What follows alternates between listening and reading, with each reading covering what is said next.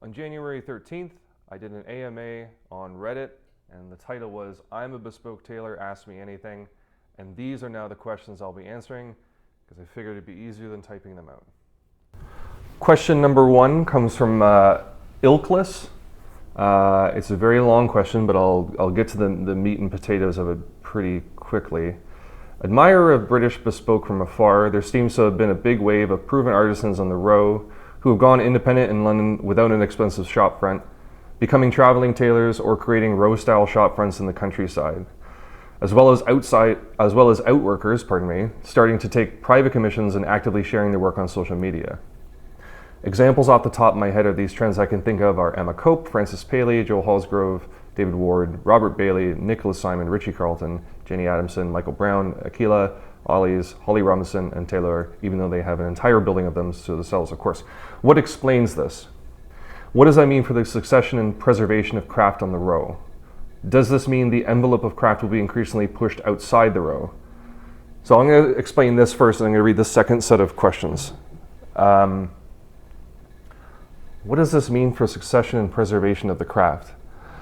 I think pre-internet, that would have been the epicenter to go to if you were in the Northern Europe or traveling to London.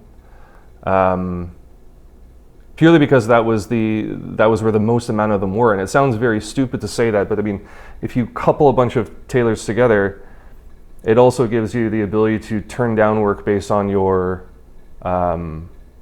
expertise. So if you do a specific style of shoulder or a very specific style of tailoring, and someone asks you to not do that, you can just say, go to, Jeff and Steve down the road kind of thing.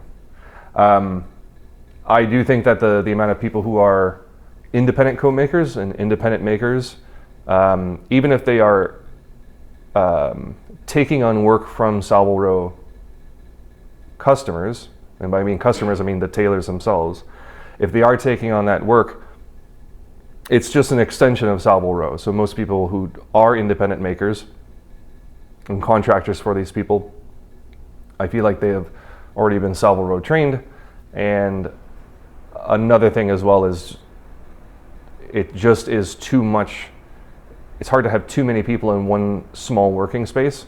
So it might just be easier just to bundle up a jacket or a pair of trousers, send them off. Bob's your uncle and Betty's your aunt. I think that's about it. And do you see a place for established I'm reading again the question. Do you see a place for established off-row houses amid this upheaval? Thinking Meyer, Mortimer, Kenton Hayes, Brian Russell, Connick and Lockie, Redmayne. Again, I really do think that the Savile Row just started off and got their name because the artisans on that row were very, very good. The street doesn't make good artisans. It's the opposite. So whoever's a very good artisan can be found now online. It can be visited, and the product is good. And I don't think that nowadays strictly speaking, just being on Savile Row makes you good. There's a certain standard you need to uphold to do that, and that's also the saying that even people who are outside of London or in Northern England, Scotland, and Ireland, Northern Ireland, that like everyone in the Isles, you could still make a product that is up to Savile Row standards, but that standard was set from previous tailors, not from just being on the street itself. Next question from Confident Emu 3150. What's your favorite brand for suits? What do you look for when you have to buy one, and do you still buy them despite being a bespoke tailor? Are there some things you find underrated? I have this opinion with stripes on suits and shirts, with handkerchiefs, even a discreet one can spruce up a suit. What's the weirdest request you've ever had? All right, so I'll start with the beginning. What's your favorite brand of suits? I don't know. I don't really go to stores. The only time I really do see different brands of suits is if a current client brings in something that they had for years and they loved it and they want to alter it or change it based on weight fluctuations. I can say that a lot of the Xenia stuff is sort of made for tailors to alter. For example, they leave like a good chunk of inlay inside the cuff.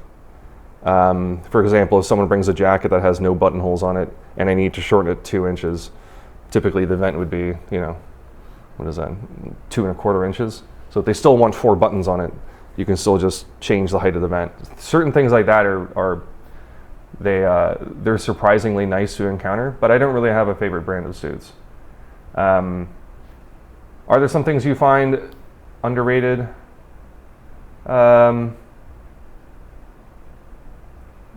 Light shirts, dark ties. Don't go too crazy with a bunch of stuff like that. What's the weirdest request you've ever had?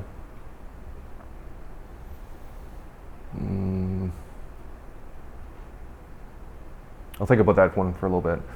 Last question, what kind of suit would you recommend for warm weather during the summer? It's tricky because it depends on where you live. So in Canada, specifically in Toronto, right now it's in the negatives Celsius. It goes pretty cold in the winter and then also quite hot in the summer. We had maybe 2 years ago, we had a week where it was, high 30s, low 40s. So in that situation, if you absolutely do need to wear a suit, don't wear your jacket until you get to where you need to go. Get something that is a very, very heavy weight, but very loosely woven. For 2 things is, I really do think that people go with a much lighter cloth, but because your body is essentially an iron, you're a human-shaped iron, and the more that you sweat, the more that you tend to put deep-seated wrinkles into the elbow pits, into your lower back if you have to sit down. So doing something like a Fresco that's quite heavy, or a hop sack that's quite heavy, just a nice crispier cloth that if you hold it up to the light, you can sort of see through it. But doing something that's well into 12.5 ounces, 13 ounces, but in a very breathable cloth, I think makes the best summertime suit. Next question comes from Substantial Bug 374. So there's 733 more Substantial Bugs on Reddit. What are the best resources / books that are available in the market that you use as a reference to your day-to-day? Currently learning tailoring and having a hard time finding a good reference for a drape cut fuller chest, in brackets, high armhole, fuller chest. What do you think is the way to go about it? So years ago, when I was doing my apprenticeship, we had an online forum called cutterandtailor.com. And what happened was, I think they were hosting all of their pictures through PhotoBucket. And then literally overnight, I think PhotoBucket started charging people a crazy amount of money, from being a free service to being, I don't know, something like $25 a month just to be able to host or post pictures. So that really put I think one of the last things to shut down Cutter and Tailor was that. So there is a new site. It's sort of they've been reposting some of the old posts from Cutter and Tailor using the Wayback Machine, and people have done a great job. It's called movsd.com. I'll put it on the bottom of the screen and also a link in the video. It's a forum and it's broken up into professional, apprentice. The only thing they don't do a lot of is costume kind of stuff. But there especially you'll be able to find a lot of your answers to things like that. Because people post, it's a worldwide forum, so people post some stuff from Germany, Italy, England, Japan. There's a good sort of resource for all of that, to learning how to do like a drape cut and this, that, and the other. And it is pretty good, and it is still a live forum, so if you have questions, you can ask people and they'll more than likely get back to you. I use that pretty much day to day, and I still have a ton of cutting books that I have downloaded on my computer. The best one I still use a lot is Cutter's Practical Guide. It's a good cutting resource, and also it's a good making resource. So if you forget how to make a certain type of pocket, or you want to learn how to do a certain type of pocket, more than likely it'll be in there. And even if it's not, you can still find many resources online of old cutting books that would have, making. Also, Cabrera's book on classical tailoring, it's a very good resource. I don't use it as much as I used to, but when I was starting off, that was as good as the Bible. Other than doing an apprenticeship, but again, a lot of people don't do a draped cut, at least in North America, within reason. Not as expressed as like Anderson Shepherd or Stephen Hitchcock, where they do a lot of fullness here in a London blade. Next question from Mopey Unicycle. You guys got good names here. Mopey Unicyla. Maybe not. Maybe I misspell. May I ask how many of your clients you've ever refused or turned down? Also, what's the most interesting odd outfit you've ever made? How many clients to see in a day? Any favorite ways to de-stress? Number one, how many clients have you turned down? I will turn down a client that, if you are, how am I going to answer this? When you go to see a tailor, or when you go to see anyone who's doing any sort of custom work, let's say if I was getting cabinets made in my kitchen, and then I had someone come in who was a cabinet maker, and from the first conversation, everything was pushback, and everything was, and it's weird to say this, but a very ultra educated client that is like sort of really, really jamming anything down your throat. There's a saying that comes with people who make stuff that if you are highly combative at the very, very beginning, it's only going to get worse. So people who get turned down or refuse service are people that you have a horse sense for, that will become problems later. And it has nothing to do with make quality. It has nothing to do with even yourself. It's just the experience of dealing with this person will never get better. Also, I have to ask, what's the most interesting odd outfit you have tailored? I'm trying to think. During my apprenticeship, there was I can't remember. It's mostly just odd colored cloth. I remember one time we did a suit with no pockets on it. It had pockets, but they were all sort of invisible pockets on seams. That was an odd suit. Again, that's another weird one too. Like, what's the weirdest commission? What's the oddest thing you ever made? How many clients do you see in a day? It depends. It's by appointment only. So it's always better to stack your days doing mostly labor or talking videos in one day. I don't like to do back and forth, so it's nice to see multiple clients in a day if they're doing consultations or fittings, and then you can focus on actually making the stuff on other days. Any favorite way to de-stress?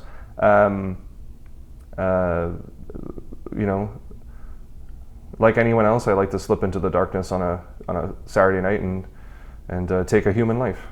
No, I can't say that. No, just have a couple beers and laugh at shit, right? I have a difficult build posture for jackets, and even better quality MTM hasn't been able to address my fit issues. Who should I look up in NYC for a first bespoke commission? I can answer this. This is very, very good. I would always say Leonard Logsdale or Paulo Martinato. I don't even know if I said that correctly. Those guys are fantastic. Go see them. The idea of traveling is only good if there is a trunk show aspect. That's why the idea is that it should be a trunk show where it's measured by the same people who are going to be. I don't rely on a lot of people sending me measurements because everyone measures differently, everyone makes differently. It's better to see people in real life to get a feel for them and what they actually like as far as their fit goes, instead of just me doing what I think and then you not liking that, and then now we're in a problem because we're thousands of miles apart. But yeah, I would say if you already are in New York City, stick to the New York tailors because they're fantastic. Bug in a Rug Snug. Do you exclusively, this is another question. Bug in a Rug Snug asks, do you exclusively do a certain type of clothing? Suits. It's jackets, pants, jackets, trousers, vests, overcoats. I have done shirts before in the past. I'm not a huge fan of shirt making. Although, because I'm not a huge fan of shirt making, I still watch shirt making videos. And I've learned a lot from John Garland, specifically how to do the professional way of how to turn a collar and cuffs with the sew-in interfacing. Yeah, I still torture myself by watching shirt making videos. I guess the only reason I do that too is because I don't like doing shirts because I'd have to rejig my machine. So every time I do a shirt, I have to put in a smaller needle and change the timing a bit and change the tension. And I just have it dial in for, you know, standard width cloth, standard weight cloth. How long does it take you to make a typical outfit? It depends on the distance between fittings, and it depends on when they need it for. Things can be rushed, but it takes about, you know, 80 to 100 hours. I'm a one-man band, so there's no, I don't have any finishers. I don't have any people that make up my fittings or do my pad stitching or that kind of stuff. It's just this guy here. But yeah, about, I mean, at the 100% output, about 2 a month. Last question, Bread Nailed to a Tree, great name, asked, how do you become a tailor? So I have a video about this on my YouTube already of how to become a tailor, but how did I become a tailor? So I started sewing when I was about 16, 17. I got a job at Tip Top Tailors in Windsor, Ontario. And then we had a great tailor there who I just simply asked one day, can you show me how to do some alterations? And he said yes, which was nice of him. So I got some experience with an industrial machine there. Then I went to Fanshawe College, which I didn't like for no reasons of the program. Everyone there is very good. I just didn't like, it wasn't what I wanted to be taught. And then it was nice I recognized that early at least, so I got out of there. Then I did sort of a co-op when I was in high school with a tailor in Windsor, Mike Vanilla. But it was more of like a high school experiential learning. So it was only for about, it was supposed to be for a semester, but I did it for an entire year because I had a spare. So I would just leave high school and go back to the tailor shop.